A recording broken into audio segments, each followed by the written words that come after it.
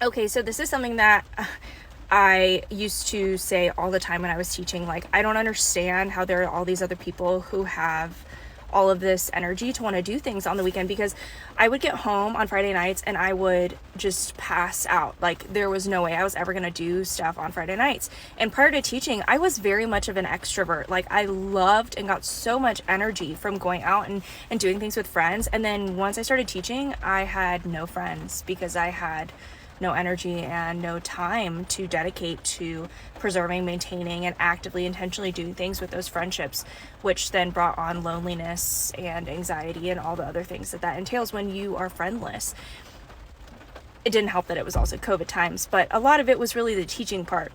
And now that I'm not teaching, I don't feel this way anymore. And don't get me wrong, my job has stressors, and I'm just like generally an anxious and high-strung individual. So I definitely need that alone time to recharge to some extent. But like, I still feel the energy to do the things I need to do on the weekend, as well as wanting to spend time with people.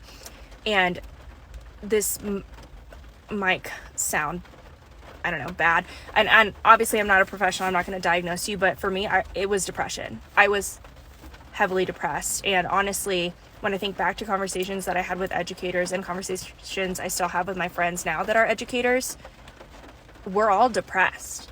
And that is why you don't have that energy. And I want to also make sure I say that the problem is not you. The problem is the system. The system has incredibly high demands that set you up for failure. So it makes sense that you're depressed because you're never actually achieving the goals that are set forth, because you are not set up in a circumstances where you even can.